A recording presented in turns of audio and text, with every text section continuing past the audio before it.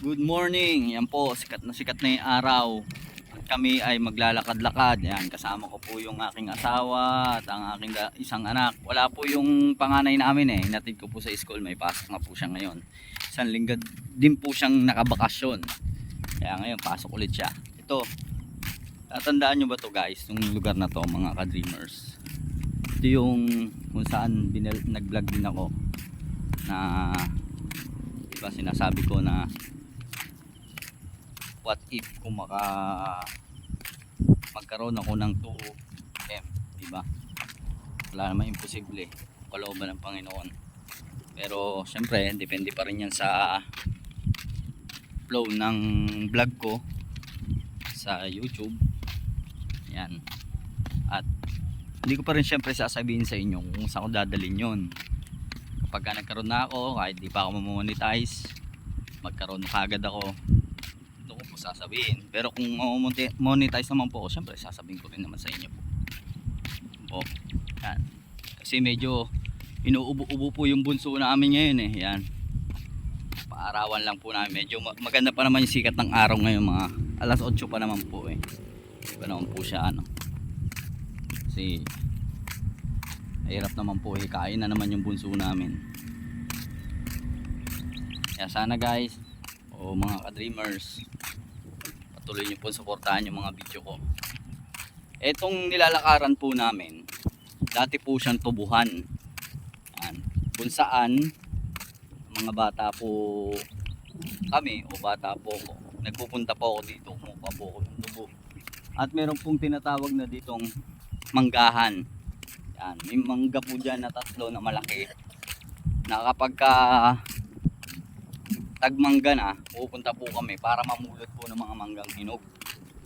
Yan.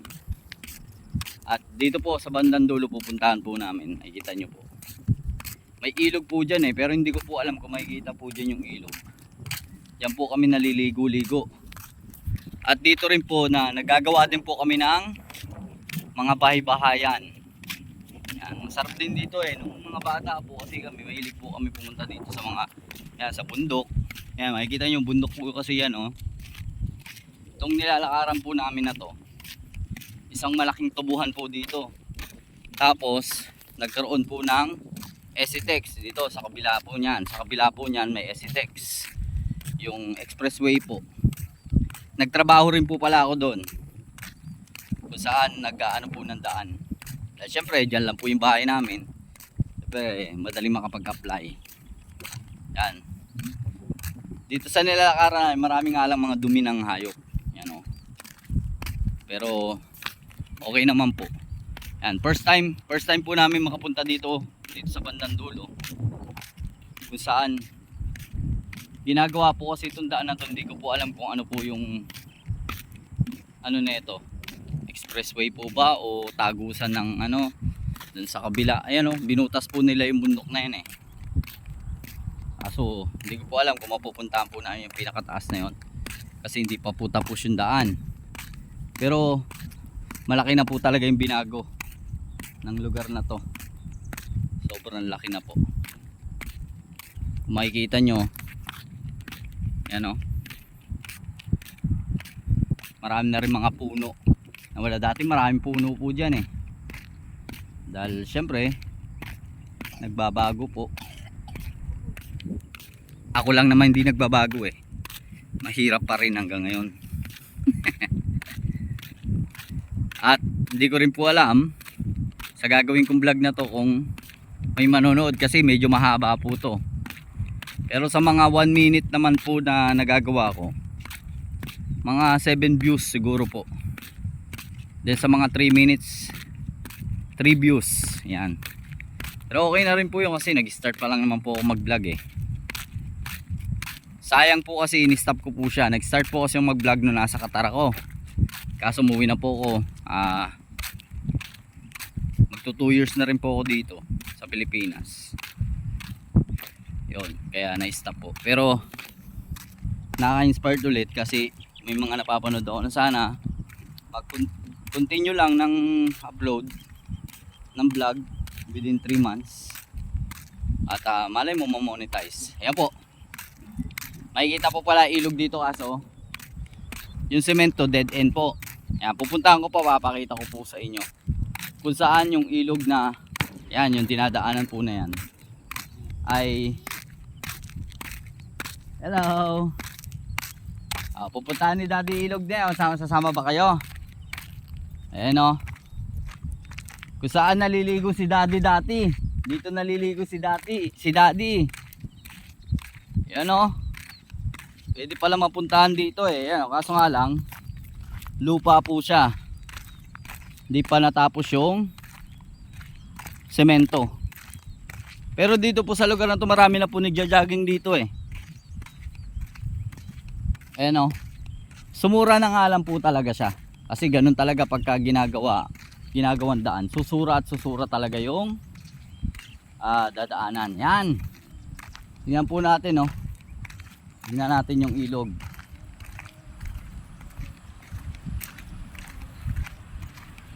Lumiit na po siya. Ayan o. Pero sigurado malalim po yan o. Sigurado malalim po to. Sigurado malalim po tong banda dito. Then may mga isda po siguro dyan. Pero hindi ko po alam. Yan po, kung makikita nyo, pangit na po siya. Pangit na po siya, na-stuck na po yung mga tubig. Pero siguro maraming isda dyan. Dahil dati kasi nung bata po ko, ano po, yun sa mga gilid-gilid po na yan, may mga butas-butas. Nangangapa po ko ng ng mga isda. May nakukuha po ko doon, yung mga hito, mga bulig, yan po, yung mga tumitira po sa mga butas-butas na may gilid ng ilog. Ayan, kung makikita nyo po, sayang po. Pero mas maganda po siya noon. Mas maganda po siya noon. Kasi hindi po siya putik. Buhangin po siya. Kaso ngayon, wala na. Ganun talaga. Ano na lang po siya, isang kwento na lang po, isang alaala. Pero siyempre masaya pa rin na experience ko nung bata ako na meron pa rin akong naliguan na malinis. Pero ngayon hindi na po siya malinis. Masarap mag-vlog dito, no? Kaso siyempre limitado lang yung ating oras dahil may pasok tayo sa trabaho. Saka syempre mag-isa ka lang nagbablog. Gagawin pa man yun. Sulit oh. Pinuntahan namin first time. Sinama namin yung bunso namin oh. Nakita niya ilog. Nakita mo yung ilog sa? Good.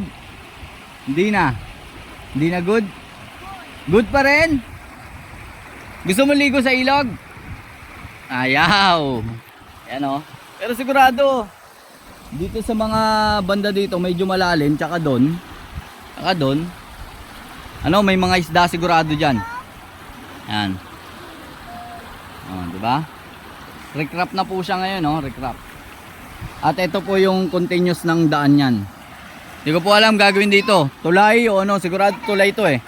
Hindi naman pwede nilang dahil hindi nila maano yung tubig dito po. Gagaling po sa bundok yung tubig. Pero sayang lang talaga. Yung mga next generation ng mga bata hindi po nila nakita kung gaano kaganda to dati.